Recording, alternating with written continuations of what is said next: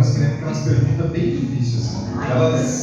Agora nós somos no primeiro nível mais tranquilo. Assim. Falar o que é amor, né, que é fácil. Agora eu queria que vocês jogassem eles numa fogueira. Assim. Queria aquelas coisas assim para não ter resposta. Né? Para ficar... Quem que vai começar? Olha, eu vou falar da minha preocupação. Eu vejo a doutrina espírita, para mim, foi a coisa melhor que aconteceu na minha vida. Eu estava lá perdida, lá quando eu era adolescente, lá, e foi ótimo. E eu entendo que a gente tem papel enquanto espíritas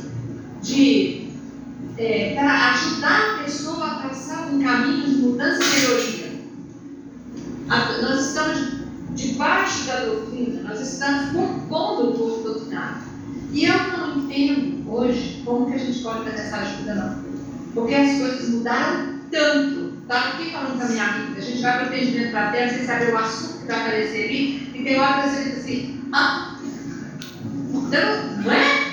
E aí é muito complicado a gente entender essa resposta pronta. Esse é seu caso, isso não rola mais.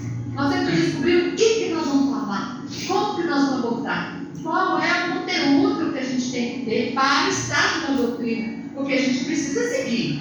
A doutrina não pode ser lá de 1800, a gente tem que estar no hoje, no aqui e agora, com o IA, porque o pessoal está consultando a IA, não a gente. Então nós precisamos estar à frente. E eu vejo que está tudo tão truncado, que eu, sinceramente, eu fico tão preocupada de querer ajudar, não no sentido de ser uma bam, não é nesse sentido não. Mas se a pessoa chega, a gente precisa ajudar a pessoa a ela buscar um caminho, seja bom para ela, baseado em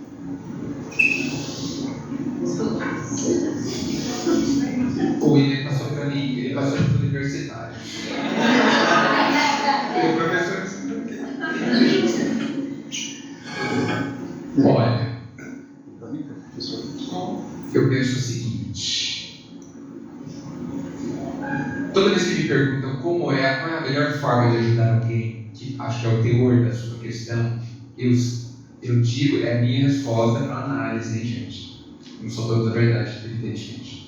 A melhor forma de a gente ajudar alguém é sendo feliz. Sendo feliz? Sim. Eu não vi você falar. Sendo feliz. De onde eu tiro essa ideia? Imagina que a felicidade esteja atrás de uma floresta densa, escura e aparentemente perigosa. E tem um monte de gente com você. Como você vai ajudar essas pessoas a chegarem na felicidade após essa floresta? Uma forma, parece boa, é que você entre na floresta. Pega um facão e vai abrindo uma picada, e vai, cai no buraco, levanta, e chega lá do outro lado. E volte e fale assim: é este o caminho. Eu conheço o caminho. Por quê? Porque eu trilhei, descobri como se faz. Não ouvi dizer, não li no livro. Descobri como se faz. E os outros vão ver: nossa, você passou por tantos problemas e está aí bem interiormente, não do lado de fora, legal. Né? Nossa, você não está desesperado? Não. Você está esperançoso? Estou. Você está em paz? Estou em paz. E as pessoas vão então se motivar. Então, deve ser um bom caminho esse que ele está mostrando com o exemplo. Jesus exemplificou. Eu não consigo imaginar outra forma mais eficaz da gente ajudar alguém. Bom, talvez o William saiba outra forma, porque eu direito. Sei nada. Qual que é o seu nome mesmo? Desculpa. Vali. Vali, eu tô sem óculos, viu, gente? Vali, isso que o Edgar falou do exemplo, realmente é o que a gente pode falar. Mas dentro do movimento espírita, que é um movimento muito movimentado, né, vamos assim dizer, nós temos algumas prerrogativas, né, que também podem ser utilizadas para isso. Dentro dessas prerrogativas, a primeira coisa que a gente precisa ter, que no maior ponto de atendimento, é a intenção voltada para a energia positiva para o amor. Se a gente está ali presente, acontece. No momento que você vai fazer um atendimento fraterno, a espiritualidade ela se aproxima de você desde que você também esteja disposta na sua intencionalidade. E aí o que acontece? Somada da sua experiência de outras vidas já, que está no seu inconsciente, somada com a sua experiência de estudo agora, neste exato momento, elas utilizam isso daí para despertar em você a inspiração certa e poder falar a palavra mais correta diante daquele momento. E isso nem o IA pode fazer. Tanto é que muitas pessoas, elas que é desse movimento espírita, às vezes nos procuram. Eu mesmo recebo ligação às vezes 1h, acredita? Às vezes a pessoa fala, eu estou passando mal, coisa aqui, calma. Eu falo, meu Deus, e agora? Não estou nem cabeçoso. O que eu vou falar? Né? Aí faço uma prece, peço a espiritualidade. Muitas vezes a pessoa só quer falar. Às vezes a minha função é só escutar. Vou dizer a você uma experiência que eu tive, particularmente aqui há um bom tempo. Uma vez eu fui fazer um atendimento fraterno aqui, e eu acho que não lembro se eu estava junto com o César, e a gente estava, foi bem depois do estudo, que a gente estava ministrando, e eu parei e a pessoa veio conversar. Eu, naquela ânsia de querer ajudar, um amigo espiritual do lado apareceu e falou assim, fecha a boca e escute. Aí eu fiquei quietinho, e escutei, a pessoa desabafou, chorou, ficou mal, me abraçou, obrigado, Lívia. Então, às vezes, a nossa função é só estar presente. Quando você está presente em espírito, a espiritualidade ela vai direcionar as palavras corretas para você. Agora, se você quer aprofundar no âmbito doutrinário, nós temos aí que começar sempre com o Livro dos Espíritos. Por quê? Porque as pessoas elas vão nos trazer perguntas e a gente precisa ter algumas respostas possíveis. Depois do Livro dos Espíritos, é interessante a gente ler a Gênese e obras póstumas, no caso de atendimento, tá? Não estou falando mediúnico, no caso de atendimento. E depois, em seguida, a série do Manuel Filomeno de Miranda e também de Joana de Ângeles. Porque ajuda a gente a trabalhar dentro desse aspecto psicológico para nós compreendermos. Mas não só a gente fazer o estudo sobre isso, a gente fazer esse encadeamento de reflexão solitária. Porque a gente está estudando aqui juntos. Eu capto a ideia do Edgar, capto a ideia sua ideia, mas depois de uma reflexão solitária dessa leitura que eu vou conseguir direcionar. Então, mais ou menos essa trilha, porque você vai ter a base da doutrina, você vai ter o encaminhamento de aprofundamento dessa doutrina com esses espíritos que inspiraram esses grandes médios, e aí você vai ter essa base para você conseguir falar. Então, juntando o seu amor, a doutrina e os encaminhamentos desses espíritos, é infalível que a sua ajuda esteja ali. Só não pode também achar que você, por ser espírita e estudiosa, você é missionária. A sua missão é com você, não com o outro. O outro faz parte do seu processo. Mas você não pode, em momento algum, dizer isso daí. Por isso que talvez no Livro dos Espíritos, lá na questão 919, fala: conhece-te a ti mesmo. Quando você consegue fazer isso, você se torna um exemplo vivo, mas aí com esses processos doutrinários, você vai ter esse direcionamento também, porque tem momentos que você não vai poder ajudar o outro. A sua ajuda é não ajudar. E esse direcionamento, ele vem através também desses estudos. Vocês já conseguem compreender? Fantástico, perfeito. Assim embaixo.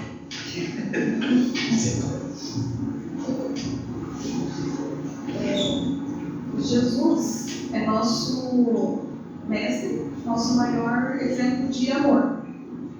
E ele muito sabiamente não teve um relacionamento de casal. Sabiamente.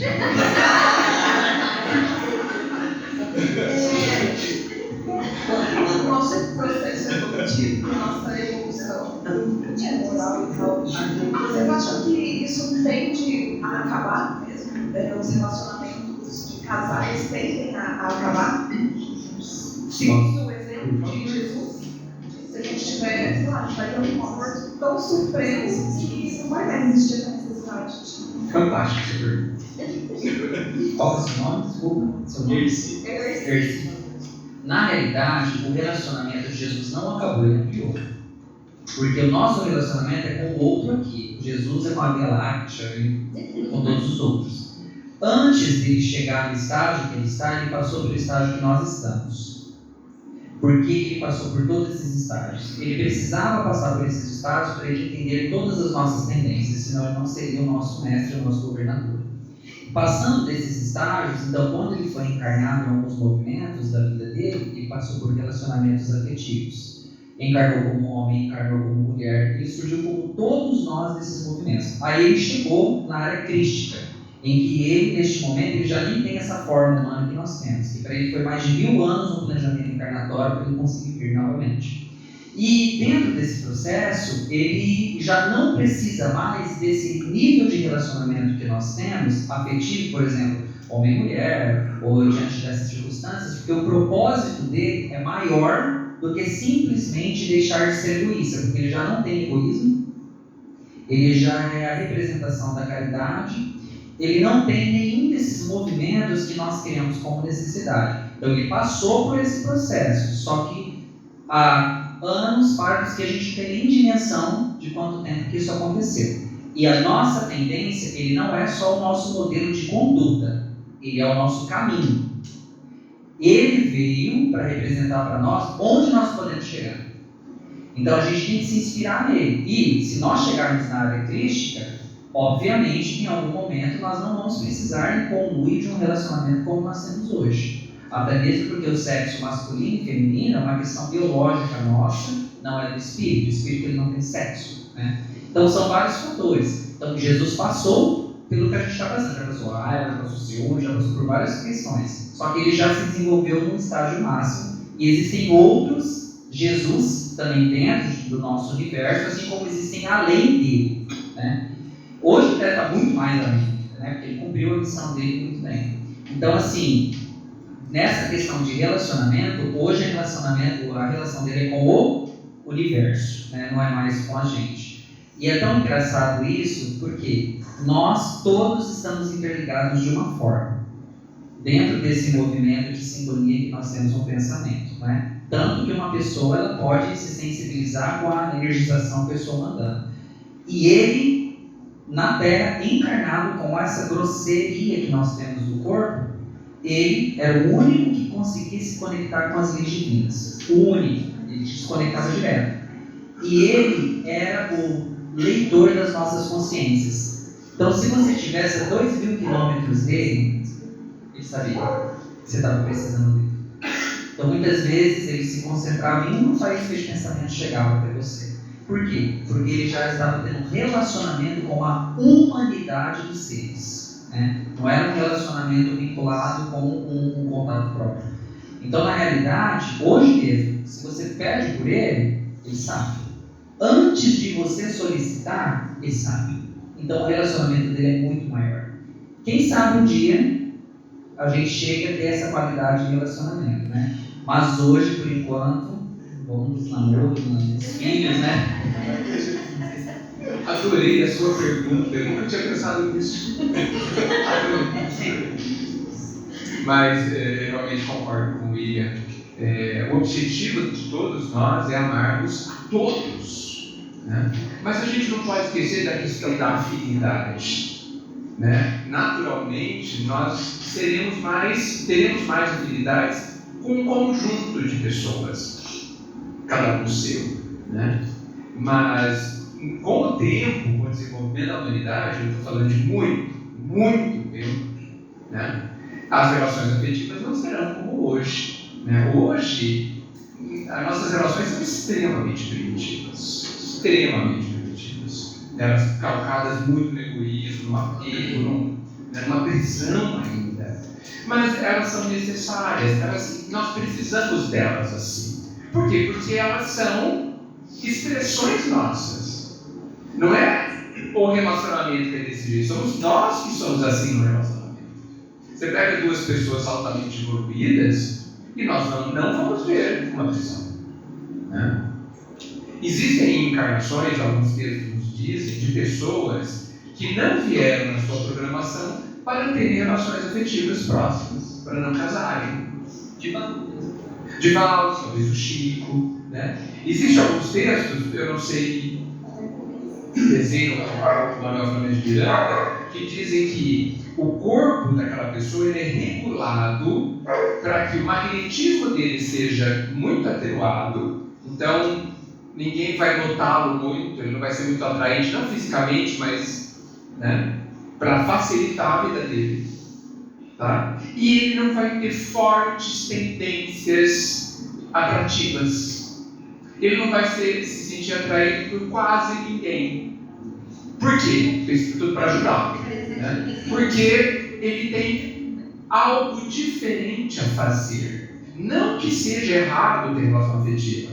Não que seja ruim. Absolutamente. Totalmente necessário. Né? Mas porque não faz parte daquela única encarnação da vida e dentro de uma programação.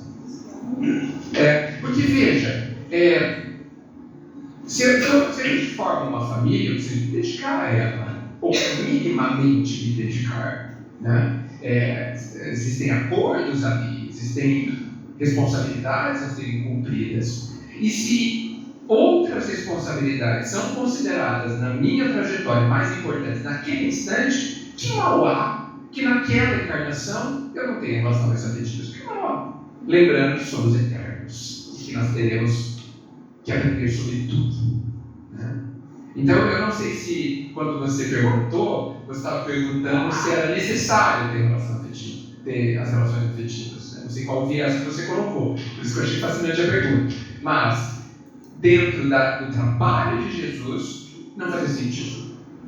É só que penso. Boa.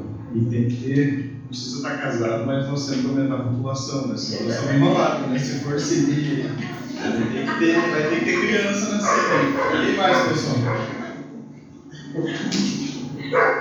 Pode ser umas dessas aí para pegar fogo mesmo. Mais alguém? Eu vou fazer uma que a nossa amiga ali trouxe, eu vou emendar duas aqui enquanto vocês pensam. Tem uma que vocês mandaram que diz assim, ó. Tantas pessoas não estão conseguindo se relacionar atualmente. O que isso revela sobre nós no tempo que nós vivemos? Mas eu vou emendar na sua, que é assim. Estão trocando relacionamento com pessoas por relacionamento com animais, por pets.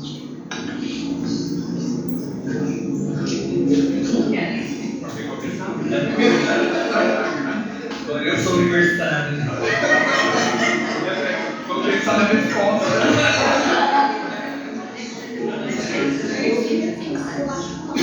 Bom. É um bom começo. Por que está tão difícil, né? Por que está tão difícil? Por que está tão difícil relacionar-se? Na realidade, pensando numa ótica, eu não acredito que seja difícil se relacionar. Eu acho que está mais fácil do que nunca. O problema é a forma como nós nos relacionamos. Né? Porque nós podemos ligar para uma pessoa por vídeo instantaneamente e manter a nossa presença onde quer que a gente esteja.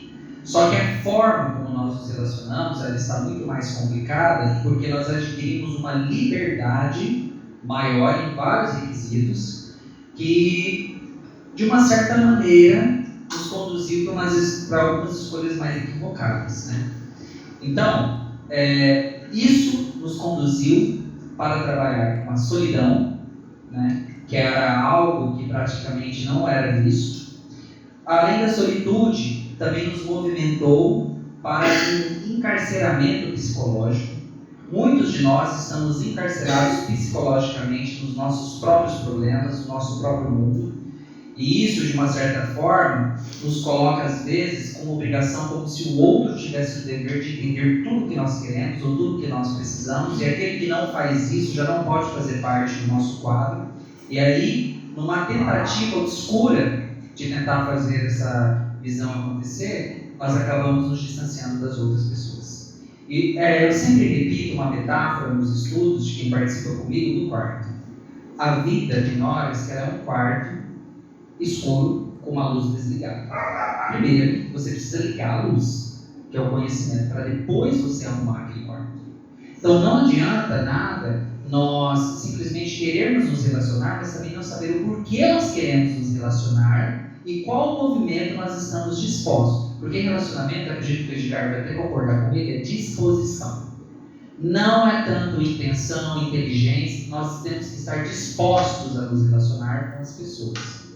E essas dificuldades vêm desse novo processo de geração, que está agora, né, nós estamos recebendo muitos espíritos diferenciados, alguns com uma última chance, outros com ainda um período encarnatório meio conturbado, e através desses processos isso está querendo ou não nos abalando.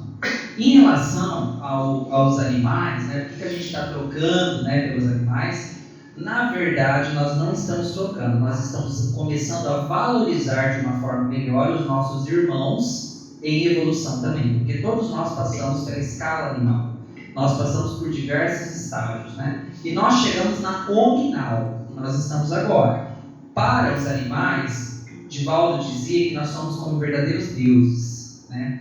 E qual que é a função que a gente espera de um Deus para nós? Cuidar da gente. E muitos desses animais, eles estão agora sendo relegados, né, a cuidados maiores, observações maiores, tanto que leis têm sido feitas, né, locais. O grande problema é que muitas vezes nós utilizamos os animais como subterfúgio para não nos relacionarmos, porque é muito mais fácil eu criar esse subterfúgio do que eu manter uma relação com a outra pessoa. Por quê? Quando eu me relaciono com o outro, eu preciso deslocar de mim mesmo. Esse deslocamento, ele faz com que eu saia da minha zona de conforto e às vezes acabe conhecendo zonas profundas que eu não queria despertar.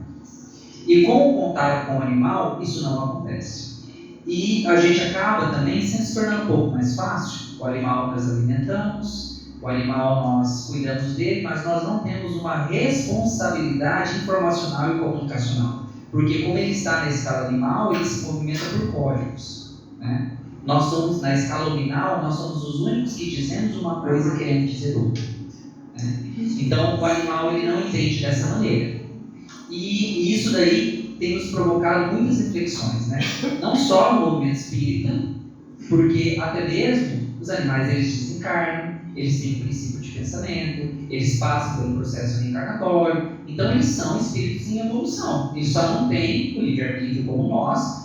E eu me entristeço muito quando eu vejo pessoas, seres humanos, maltratando animais, né? Porque isso demonstra para nós o quanto que a nossa escala evolutiva ela ainda não se porta com aqueles que são menores, digamos, em evolução do que a gente. Isso diz muito sobre nós, né?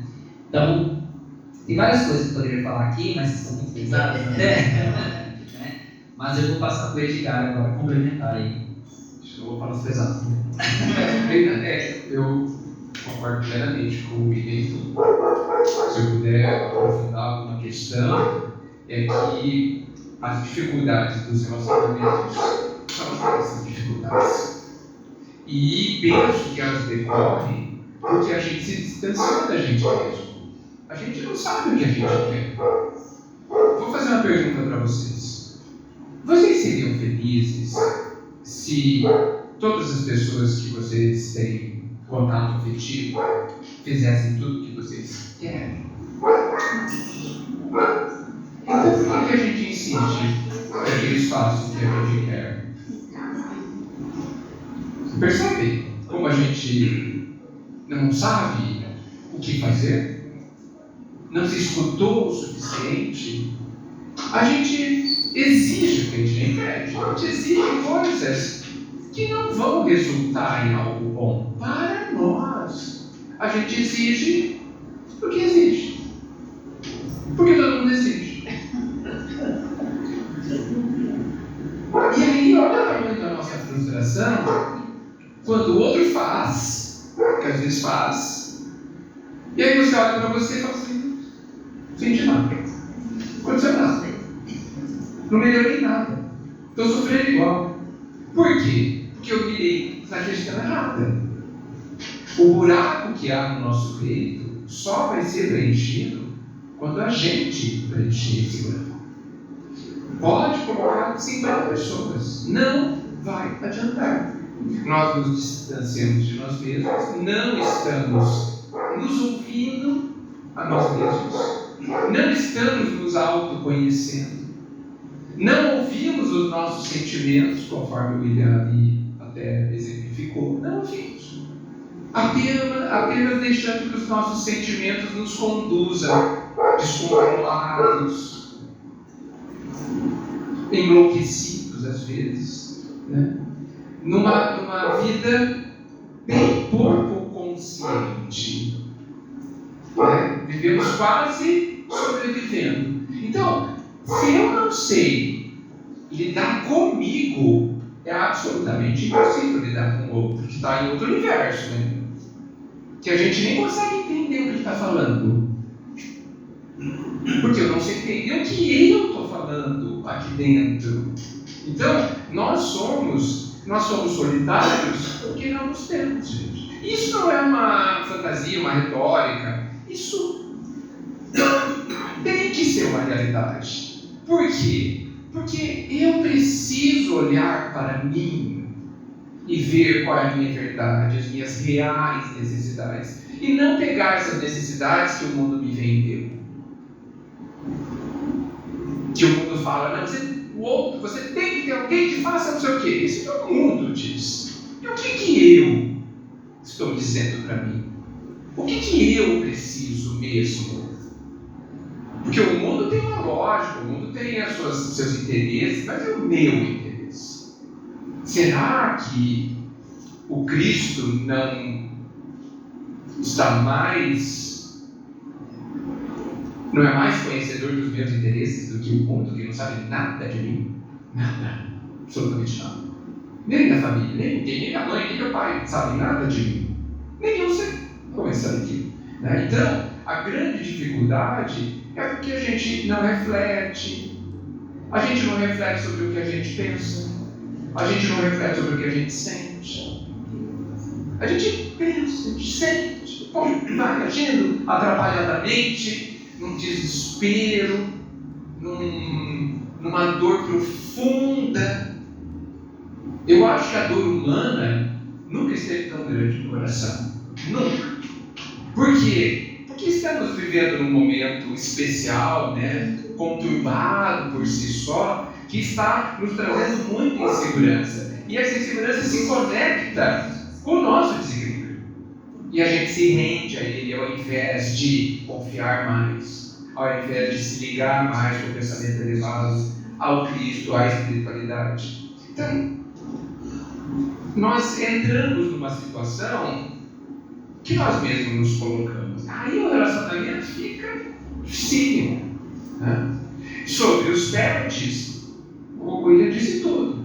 Né? É facílimo nos relacionamentos, nada exige. Delícia. Mas também traz felicidade. Posso perguntar um pouco? Foi.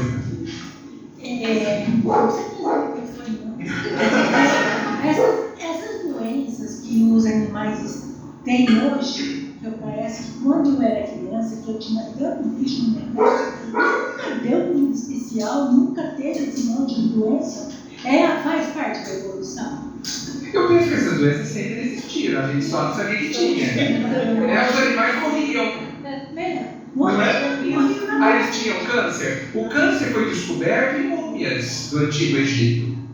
Então, é que nunca foi divulgado. Nunca foi detectado, não tinha exame.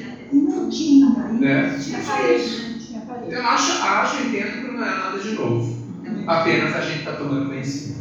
Então tá bom. Eu achei que fizesse parte de uma evolução deles. Falei, eu acho que esse monte de doença que resolveu aparecer nesses bichos, eu acho que para tanto o dono como o próprio animal, isso faz parte da evolução. Talvez eu possa pensar, mas é só um pensamento particular, que talvez eles mais próximos de nós, em contato com as nossas vibrações desequilibradas, porque a gente não pode esquecer, como eles não têm grandes proteções psíquicas, certo?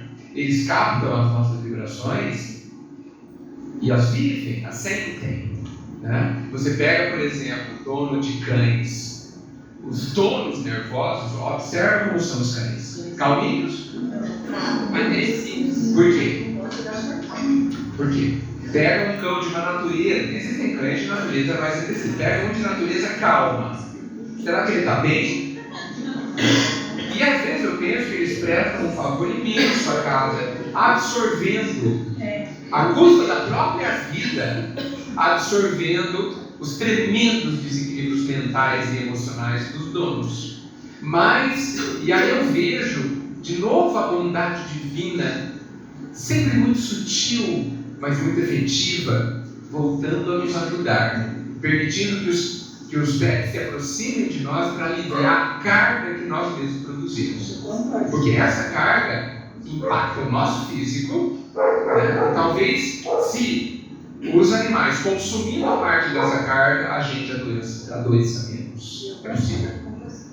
E eles também, de uma certa forma, pegando o gancho que o Edgar falou, eles nos ajudam com alguns outros conceitos. Por exemplo, existem pessoas que elas têm uma dificuldade, elas encarnam, mas elas têm uma dificuldade tão grande de assumir um posicionamento de relação, que às vezes coloca-se animais como um processo terapêutico para começar a desenvolver uma responsabilidade e um contato afetivo. Então o animal ele entra também como esse princípio, né, que auxilia o ser humano a trabalhar a parceria, o companheirismo, o desenvolvimento de outras habilidades que talvez para aquele momento no planejamento encarnatório aquela pessoa ainda não conseguiu desenvolver da maneira como deveria ser desenvolvido. Tanto que muitas síndromes estão sendo agora colocadas no nosso planeta, né? Autismo e tantas outras que sempre existiram, mas agora nós temos um conhecimento e também muitas crianças e adolescentes estão assumindo essa síndrome perante, né, os acompanhamentos médicos. Muitos deles utilizam de pets como um processo terapêutico, justamente para auxiliar e acalmar a criança diante daquele requisito que nos é colocado, né? Então, eles são, para mim, verdadeiros irmãos que estão nos ajudando e talvez não recebem uma valorização correta. Das doenças, até que você falou, acho que eu posso até complementar uma questão. Hoje, as doenças que estão surgindo, inclusive em nós, né, elas também são indicativo, que as pessoas pensam que tudo é resgate, mas são indicativo de alguma aprovação também para nós prestarmos atenção em outros requisitos. O maior número, uma pesquisa foi revelada pelos Estados Unidos, que começou há vários anos, que o maior número de AVC que tem ocorrido, né, que é o acidente cardiovascular, está sendo detectado não pela pressão, mas sim pelo acúmulo excessivo de microplásticos que existem nos alimentos que nós consumimos e, através disso, faz com que haja o entupimento das nossas veias, especialmente na parte do coronário. Então, olha como a ciência desenvolveu através disso, né? Só que isso precisou que algumas doenças, né, acontecessem também para que a gente começasse a prestar atenção que plásticos nós vamos ter de começar a regular, né? Não é assim que a gente vai produzir em tudo quanto é lugar, porque aqui o planeta é a nossa casa, todos esses requisitos que nós já sabemos. Eu acho que quando também surge nos animais, tem esse requisito vibracional perfeito que o Edgar falou, só que tem também outras questões que a gente precisa observar, né? O que será que aquela situação está querendo identificar dentro desse animal, dentro desse setor, não é? Porque os animais eles também evoluem, né? Eles evoluem dentro de uma escala muito curta, não igual a nossa, mas eles evoluem. Então, o que será que esse processo está querendo identificar? Daqui a 60 anos, uma pesquisa que já não sei se agora 60, 70, sei lá quantos anos, a tendência é que os seres humanos eles não tenham mais tanto pelo no corpo. Isso já está acontecendo. A maioria dos jovens hoje já não tem mais essa pelagem que nós temos, né, no corpo de uma maneira mais forte, menos barba. Eles vão lá e colocam mínimos tipos os adolescentes para ter barba, né? Até na faculdade, você olha assim, não tem barba nenhuma. Por quê? O nosso clima, a nossa atmosfera, o nosso corpo, ele evolui junto com a Terra. Ele vai se adaptando ao processo biológico de transformação da Terra. Então, muitas coisas que vão mudando, né, a gente vai começando a ver que faz parte do nosso processo evolutivo. Muito obrigada.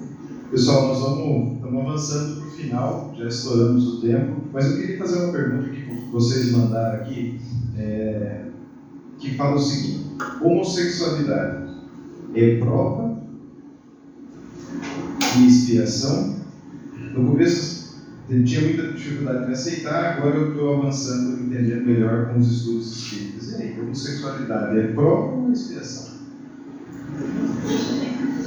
Eu acho que eu tinha respondido para essa questão da pessoa e por escrito. Na realidade, a homossexualidade ela precisa ser analisada à luz do espiritismo de uma maneira mais detalhada. Por quê? Nosso espírito ele não tem sexo, mas a cada encarnação ele vai adquirindo experiências para que ele possa passar por aquele processo e compreender o movimento não só do organismo, mas também das personalidades. Então, o homem ele vai reencarnar em algumas encarnações de mulher para que ele possa entender mais da afetividade, da maternidade, da sensibilidade, da organização, talvez, né? E as mulheres elas vão reencarnar também como homem para trabalhar também com essa questão um pouco mais da altivez, da segurança. Então, essa complementação ela ocorre. Mas muitas vezes, nós temos várias vertentes, mas muitas vezes os seres eles acabam encarnando diversas encarnações com apenas uma polaridade. E aí, aproveitando ou não dessa polaridade, às vezes a espiritualidade convida essa pessoa a reencarnar na outra condição sexual. E só que o espírito já se acostumou tanto com aquela polaridade que quando ele encarna, ele traz esses resquícios, né? E aí ocorre este posicionamento. Mas isso não quer dizer que seja propriamente uma expiação. Pode ser uma aprovação que também a pessoa se coloca como um ato sugestivo. Tá?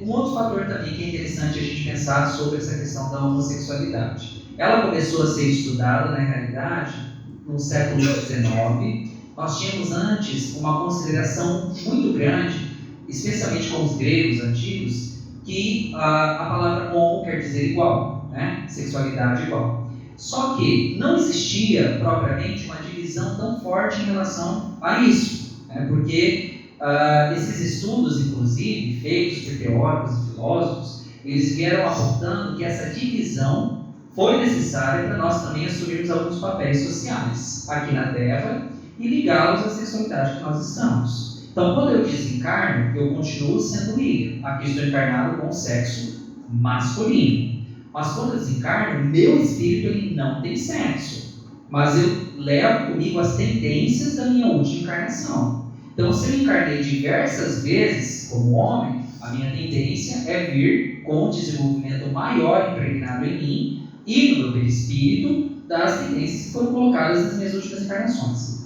Isso é uma questão. A outra questão é que muitas vezes a pessoa que encarna no sexo X, ela não faz o aproveitamento correto daquilo que foi considerado como oportuno. Então, às vezes, essa pessoa se rompe em caminhos totalmente desconfigurados do que foi programado. Utiliza o corpo, por exemplo, para a sua ganância, a sua ambição. Utiliza a beleza para poder fazer com que diversas circunstâncias elas aconteçam. Tem um livro, né, que é O Preço de Ser Diferente, que fala inclusive sobre esse processo encarnatório, em que nós tínhamos um sujeito que nasceu homossexual e foi estuprado, e começou-se a explicar espiritualmente o que acontecia. Por diversas encarnações, ele encarnou como homem, mas ele estuprava as crianças, né, fazia muito de forma errada, com crianças, em um momento que ele foi imperador. Então ele passou por diversas outras encarnações, aí veio como mulher, utilizou da sua beleza como de uma maneira extremamente negativa, desviando lares e vários outros conceitos. E depois veio numa circunstância X para que pudesse compreender a diferenciação de estar no corpo X, mas estar ainda com uma polaridade dominada por um corpo Y. Tá? Então, não é praga, não é devaneio, não são coisas que muitas pessoas às vezes colocam ou pontuam, né? A sexualidade nada mais é do que uma forma de nós nos reproduzirmos, né? Como o Anderson colocou. Inclusive, eu não sei se vocês sabem, mas André Luiz, no livro Sexo e Destino, explica de uma forma muito legal até isso daí. O sexo, hoje, não quer dizer que um heterossexual ele seja mais desenvolvido que um homossexual, ou que um homossexual seja mais desenvolvido que um heterossexual. Existem pessoas que estão no quadro da heterossexualidade, mas que infelizmente traem, às vezes contraem doenças, transmitem para a esposa ou para o marido, e criam situações que são catastróficas para a família e para o próprio organismo. E o André Luiz ele explica uma coisa legal sobre isso, né? Quando nós nos relacionamos sexualmente com uma pessoa, nós trocamos energia. E se você utiliza o ato sexual de uma forma equivocada e errônea, você está ferindo o seu perispírito naquela zona, naquela área. Está gastando energia desnecessária que deveria, porque a energia mais poderosa é a da sexualidade. Ela cria vida, né? Então, são vários fatores que a gente pode falar aqui todo momento, mas não há problema algum nessa questão. São questões do planejamento encarnatório que fazem parte do desenvolvimento do sujeito em relação à família. E pode ser uma aprovação para o sujeito, mas também para a família, né? Porque muitas vezes a família vem de um processo que precisa compreender e amar mais. Então, qual que é a sugestão que a gente fala? Ame mais. Porque nós já temos todo o desenvolvimento a nos preocupar com o movimento da vida, e não é a sexualidade que vai trazer essa diferença. O que nós precisamos é conduzir isso de uma maneira correta. Se um sujeito entra em comum com outro sujeito, mas segue uma vida correta, não precisa ser espírita, né? Mas segue uma vida correta, isso vale muito mais moralmente, que é esse quadro, do que simplesmente ser casado com uma pessoa do sexo oposto, mas eu não trazer a lealdade e a fidelidade dentro do que acontece de relação, ou trazer distúrbios psíquicos para dentro do lar. Então a minha função não foi de cumprir como pai de família, que precisaria estar aí no seu exercício. Tem várias coisas também. Acho que é perfeito.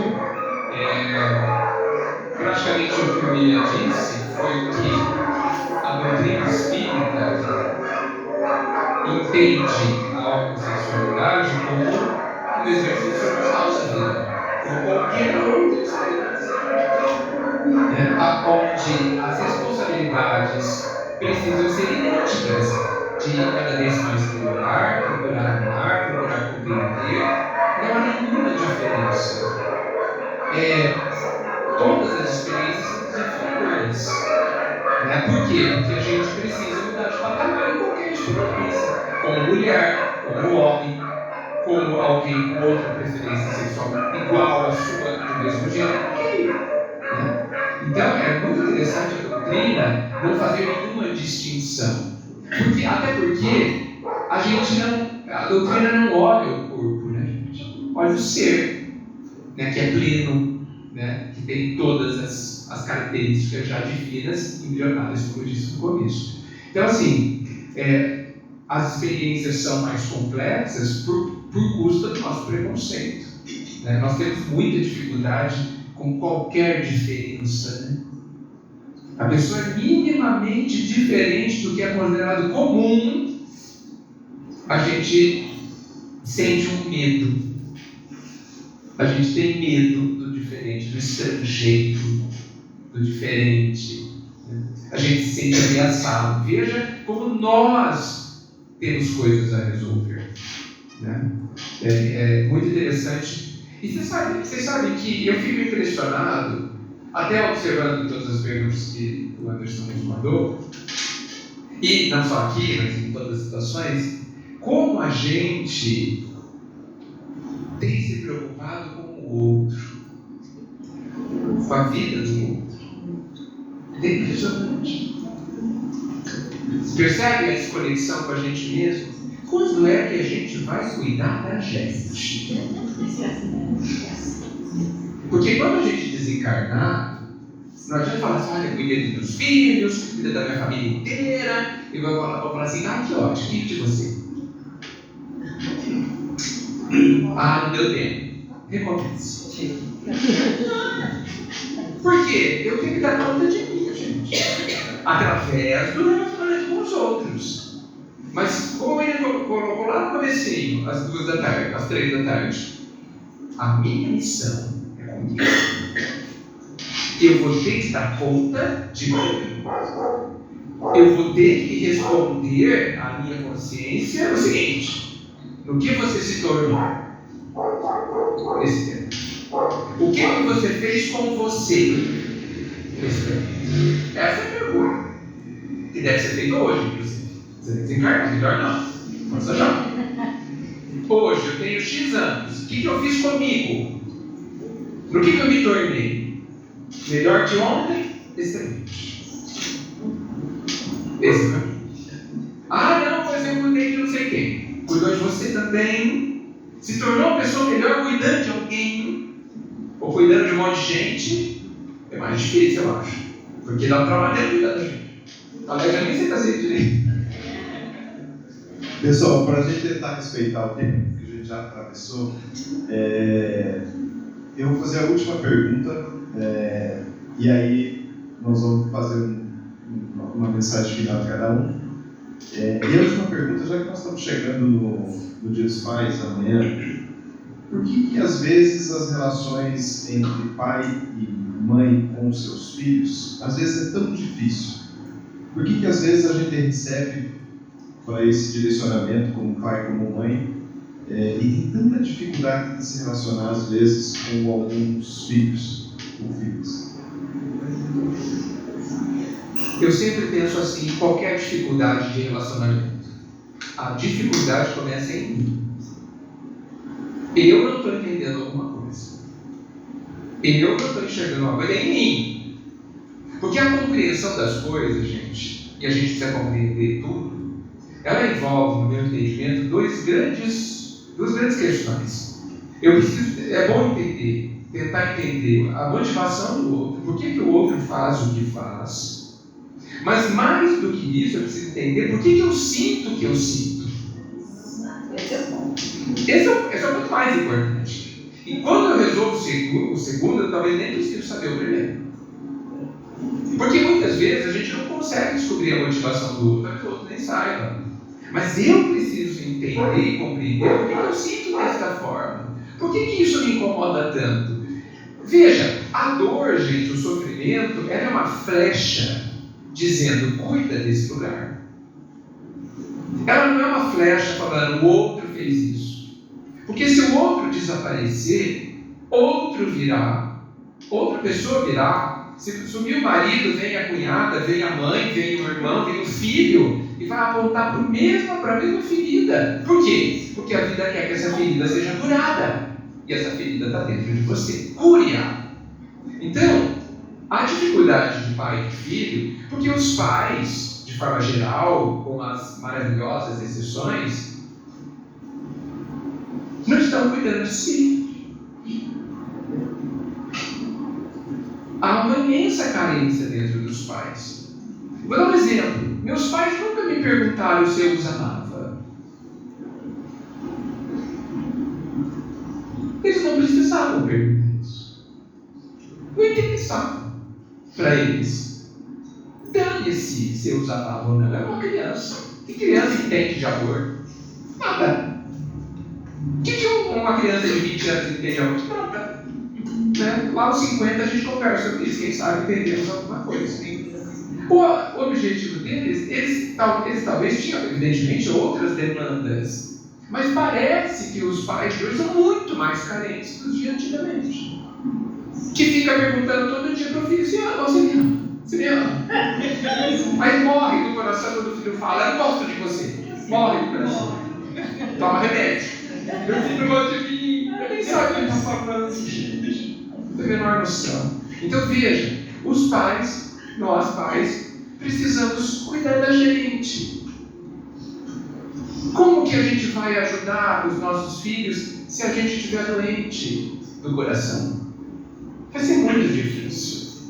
A gente vai acabar projetando neles as nossas carências, as nossas dificuldades, as nossas angústias, os nossos medos. Será que os filhos estão com tanto medo do que os pais estão com tanto medo? Sendo que os filhos, na maior parte evidentemente da infância e boa parte da adolescência, eles olham para os pais. Vocês já viram? A criança cai, olha para a mãe. Se a mãe se assusta, ele chora. Se ela não assusta, ele continua. Olha só o tamanho desse vínculo. Então, assim, cuidemos de nós mesmos. E eu volto, por isso que eu tenho que fazer pelos meus entes amados? Seja feliz. Eles vão adorar ver você feliz. Eles vão ficar calmos vendo você feliz. Eles vão falar, ufa, eu posso agora tentar cuidar de mim. Bom, que eu possa complementar. Pode. Mas, na verdade, espírito, também isso que o Edgar falou tem muito sentido, né? O nosso espírito, ele é engrenagem. Ninguém que está aqui nasceu ontem, né? Nós estamos há diversas encarnações.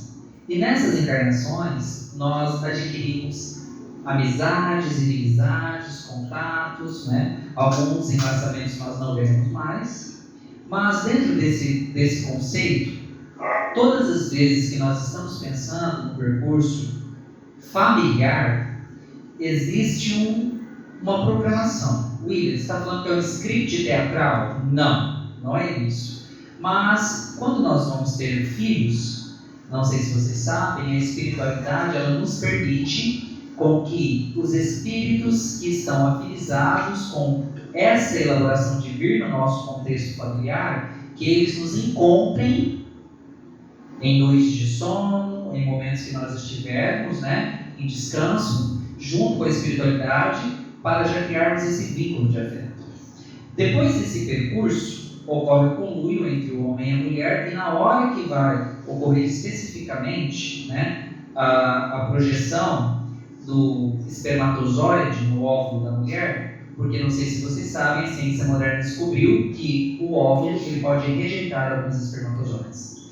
Então não é o que corre mais que vence, é a afinidade. E aí, esse espermatozoide, ele entra lá nesse corpo físico, e esse óvulo, nesse corpo físico, e aí acontece. Quando ocorre dessa forma, o espírito ele está ali dentro do planejamento encarnatório, passando por esse processo de desenvolvimento. Portanto, ele está ali tendo contato com a família. E nós já começamos desde ali a falar. Porque antes de acontecer isso, já havia esse processo sendo realizado. Aí a criança nasce. A primeira língua, tem um autor chamado Bill Maher, num livro chamado Amor à Língua, ele fala que a primeira língua que a criança fala é a língua materna, é a língua da mãe. Tá? A língua materna é a língua portuguesa, é a língua da mãe. Depois que ele desenvolve a língua social. E aí, ao falar a língua da mãe, como o Edgar falou, os pais eles precisam também se conhecerem sobre isso. Aí a criança vai se desenvolvendo. Mais ou menos de 8 até 12 anos, a criança ali ela está no movimento da gente começar as corrigências, porque é quando as tendências ainda não foram absolutamente desenvolvidas. Depois, na pré-adolescência, ela já começa a aparição. Nos 18 anos, ela já desenvolve a personalidade. E aí, aquilo que a gente precisaria ter feito antes, talvez nós não vamos conseguir fazer tão facilmente. E aí, só nos resta fazer o exemplo para que aquela criança possa se contaminar, né?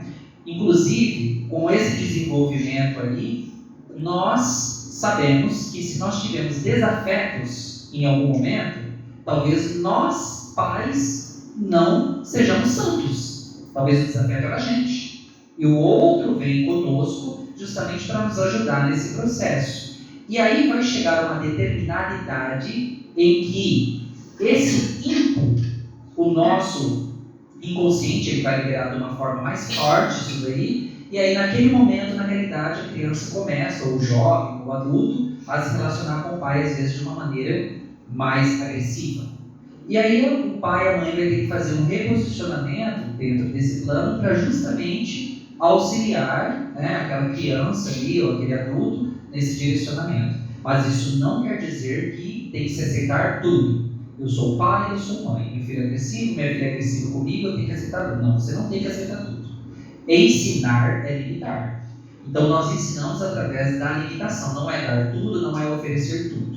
E essa limitação também impõe respeito.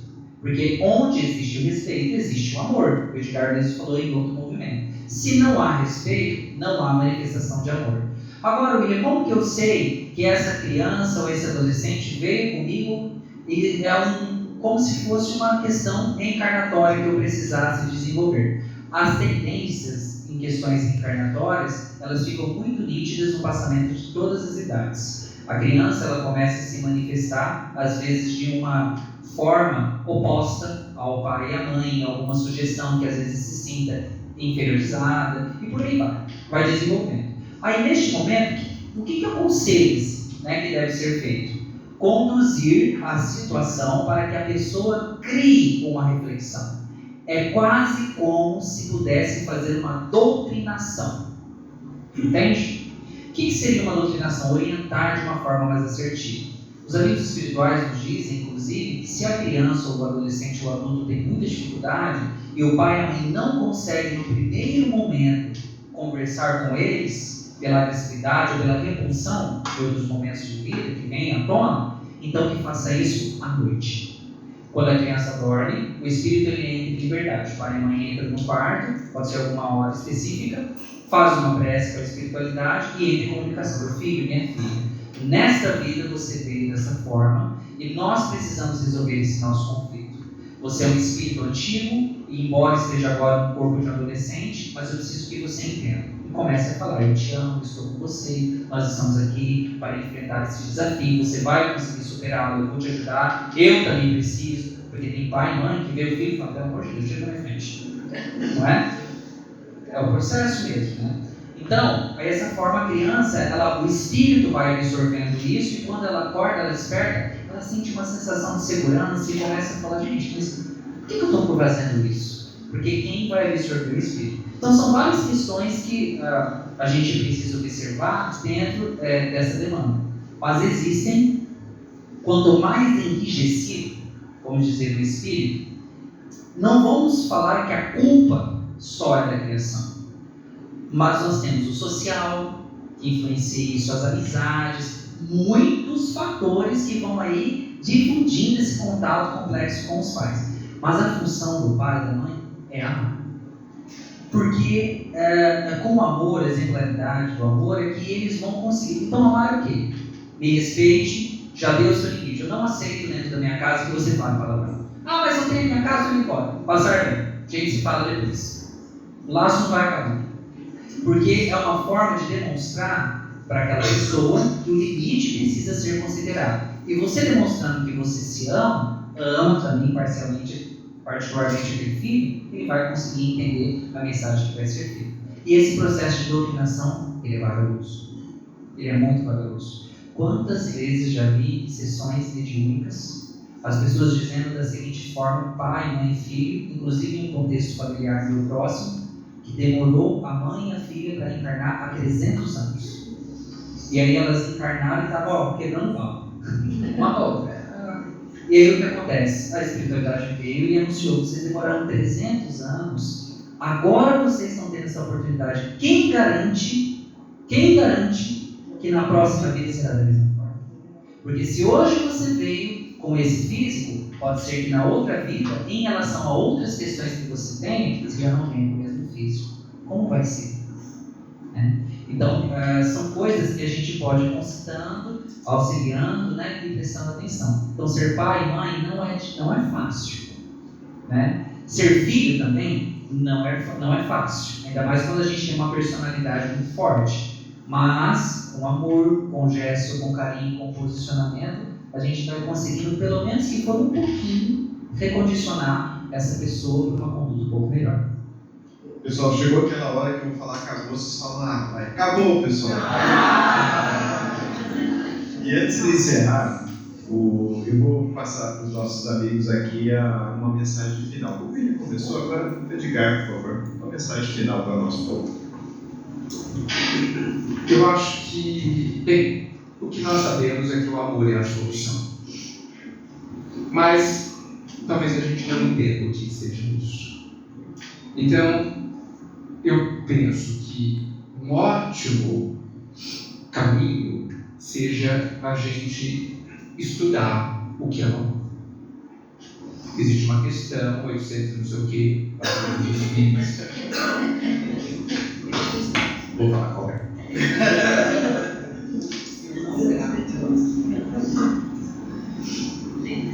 186, 886, que define o que é a caridade moral, abnegação, indulgência e perdão. Essa definição tão sintética precisa ser estudada. A gente precisa entender esses conceitos, porque eu vejo que uma das grandes dificuldades que a gente tem é transplantar a síntese do Evangelho para o dia a dia. O que eu faço agora? A resposta já está dada. Se Jesus viesse hoje, eu não ia falar, penso eu, nada. Porque o que ele disse ainda precisa ser compreendido e executado. Por isso que devemos dizer nada. Né? Então, assim, de verdade, estudemos a 886. Nós somos capazes. É claro que a gente precisa abandonar o imediatismo. O William acabou de dizer que dá trabalho, que leva tempo, que é uma plantação vagarosa. Mas vale a pena, gente. Olha a situação de dor, de sofrimento que a gente vive.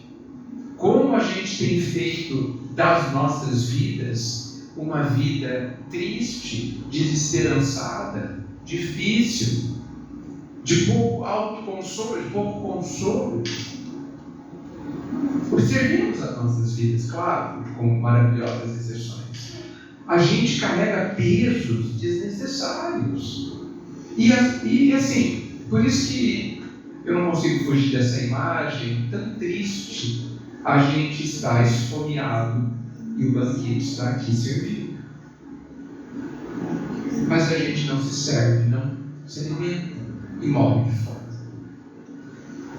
Então a gente precisa estudar de verdade o Evangelho. O Evangelho não pode ser lido como quem lê jornal. Hoje tem jornal a gente lê, né? Então assim, ele fala sobre a particularidade de cada um. Então a 886, que vale livros e livros e livros, ela precisa ser longamente, como o William usou uma expressão bem legal, particularmente, refletir na solidão. Solitariamente, você sozinho, refletir cada palavra, pega o dicionário, será que é mesmo isso? É isso que eu estou pensando? Para, como aquilo repercute dentro de você. Esse é o caminho. E eu insisto em dizer, todos dizem, vale a pena. Vamos em frente nisso. É possível. Obrigado, gente. Bom, mas isso é que eu falo. Eu acredito que na realidade eu gostaria de dizer é aquilo que eu tenho tentado pensar comigo mesmo, né? Porque eu só sou capaz de falar daquilo que eu reflito em mim. Então, eu gostaria de dizer para vocês que vale a pena vocês se relacionarem com qualquer pessoa, no âmbito filial, no âmbito matrimonial, no âmbito maternal, né? Por que vale a pena amar? Vale a pena amar e a gente se relacionar, porque esse princípio vai nos ajudar em outros conceitos, né? Porque o importante não é você ser amado, o importante é quando a gente ama. Tanto é que muitas pessoas nos dizem que nós, mas eu tenho inimigo, fulano é inimigo de outras vidas, isso não é importante. O importante é que nessa vida vocês não serem inimigos de ninguém. Porque a nossa função é a nossa responsabilidade sobre o que nós estamos aqui para fazer, não sobre a responsabilidade do outro. Então, ame-se também. Quando a gente se ama, a gente, já diz Regivaldo, a gente se instrui, a gente se prepara para uma vida melhor. E se preparando para uma vida melhor, se instruindo, nós vamos deixar alguns itens nessa mochila chamada vida, como o orgulho, o ego, a maledicência, não é? E tantos outros fatores para deixar a nossa caminhada muito mais leve. Eu acho que só assim que a gente vai conseguir alcançar o nosso objetivo de pelo menos conseguir ser feliz. Se nós estamos tendo momentos felizes, vamos aproveitar, porque a felicidade ainda para nós não é eterna. Mas nós podemos sim desenvolver momentos felizes fazendo dessa forma. Então, amem o máximo que vocês puderem. Voltemos agora todos para casa conscientes que nós vamos abraçar, amar, dizer quantas pessoas são importantes, para que elas consigam visualizar que o nosso amor é capaz de cobrir toda a nossa existência aqui na Terra. E muitas vezes, para deixar até um pouco claro nesse final, o nosso medo de nos relacionar, às vezes nos deixa um pouco trancafiados na nossa própria ideia. A gente precisa sair desse casulo do medo e se dispor a falar. Pais, mães, homens e mulheres, falem para os amigos, amo vocês são pessoas extraordinárias, elogiem mais, mostrem o tempo que é necessário e que é importante passar com essa pessoa, porque a única coisa que nós não vamos conseguir retomar é o nosso tempo que se passou aqui dentro do nosso processo encarnatório. Então vamos aproveitar para a gente fazer a nossa parte, que é se relacionar com amor ao próximo. Se a pessoa não corresponder na mesma frequência que você, ótimo. No meio do caminho você vai conhecer pessoas que vão corresponder na mesma frequência. Até mesmo pelo fato de que, se todos correspondessem na nossa frequência, nós não estaremos aqui encarnados no planeta Terra. Que Jesus nos abençoe.